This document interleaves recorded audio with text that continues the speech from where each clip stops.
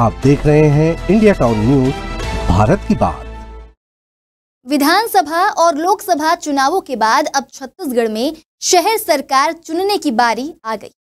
प्रदेश में नगरीय निकाय चुनाव का बिगुल कभी भी बज सकता। आरक्षण प्रक्रिया होने के बाद अब चुनाव ऐलान का इंतजार हो रहा है।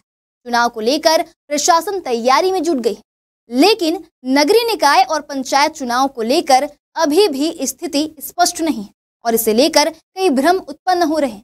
आपको बता दें, पहले से यह तय था कि नगरीय निकाय के चुनाव ईवीएम से हों, लेकिन छत्तीसगढ़ के डिप्टी सीएम और नगरीय प्रशासन मंत्री अरुण साव ने कहा कि छत्तीसगढ़ में नगरीय निकाय और पंचायत चुनाव बैलेट पेपर के जरिए होगा।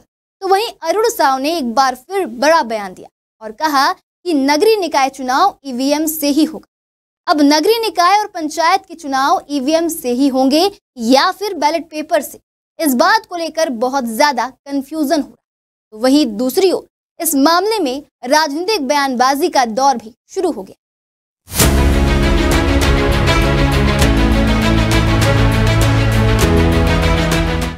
निकाय के चुनाव पिछली बार बैलेट पेपर से हुए थे, इस बार भी बैलेट पेपर से ही चुनाव होगा। वो एक्सरसाइज हो रहा है, यदि संभव हुआ तो निश्चित रूप से ईवीएम से चुनाव होगा।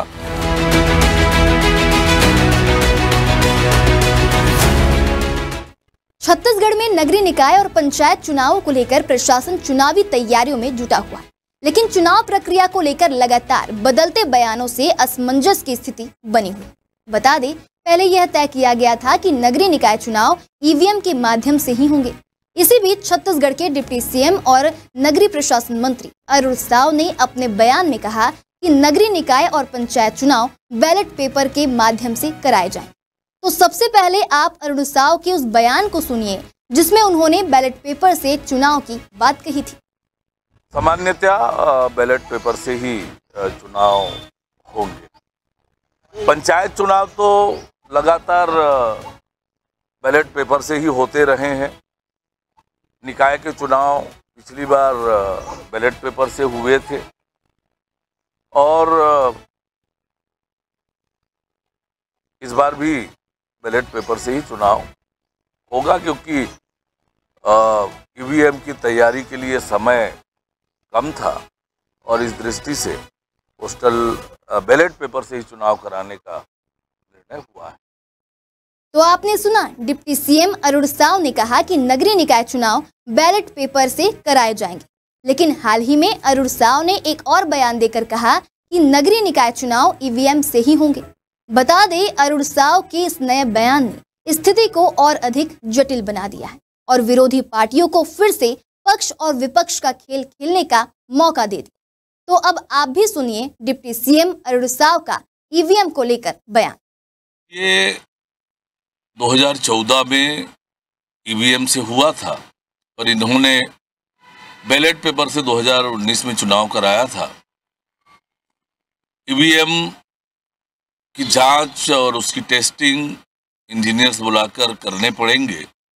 वो एक्सरसाइज हो रहा है, यदि संभव हुआ तो निश्चित रूप से ईवीएम से चुनाव होगा।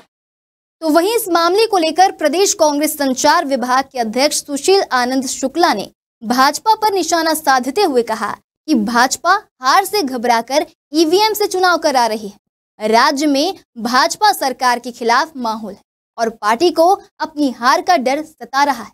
उन्होंने आरोप लगाया कि भाजपा को ईवीएम के बिना चुनाव जीतने की उम्मीद नहीं है, इसलिए उसने पहले बैलेट पेपर से चुनाव कराने की घोषणा की और फिर अचानक यू टर्न लेते हुए ईवीएम से चुनाव कराने का फैसला किया। आप भी सुनिए उन्होंने आगे क्या कहा। पहले इन्होंने घोषणा किया कि बैलेट पेपर से चुनाव कराएंगे और जब लगातार जो फीडबैक आ रहा है उससे इनको स्पष्ट लगने लगा कि नगरीय निकाय चुनाव में बुरी तरीके से पराजित होंगे, तो फिर से यू टर्न लिया और घोषणा कर दिया कि ईवीएम मशीन के माध्यम से नगरीय निकाय का चुनाव होगा। दरअसल भारतीय जनता पार्टी की जान ईवीएम में बसती, वो ईवीएम के अलावा चुनाव के बारे में कभी सोच ही नहीं सकती। उसे मालूम है कि जिस दिन बैलेट पेपर से चुनाव होने लगेंगे उसका बंटाधार होना तय। इस बयान से साफ है कि कांग्रेस और भाजपा के बीच चुनाव प्रक्रिया को लेकर राजनीतिक टकराव बढ़ गया है। कांग्रेस का यह आरोप भाजपा के लिए नई चुनौती खड़ी कर सकता है, क्योंकि यह जनता के बीच ईवीएम पर विश्वास को प्रभावित कर सकता है। तो अब देखना होगा कि भाजपा इस पर क्या प्रतिक्रिया देती है और चुनाव प्रक्रिया किस दिशा में आगे बढ़ती है। चुनाव की तारीखें नजदीक आ रही हैं और चुनाव प्रक्रिया में किसी भी प्रकार की अस्पष्टता जनता के बीच भ्रम पैदा कर सकती है। यदि ईवीएम का उपयोग किया जाएगा तो मशीनों की उपलब्धता और उनकी कार्यक्षमता सुनिश्चित करनी हो। वहीं बैलेट पेपर के उपयोग की स्थिति में बड़ी संख्या में कर्मचारियों की तैनाती, मतपेटियों की छपाई और वितरण की तैयारी करनी हो।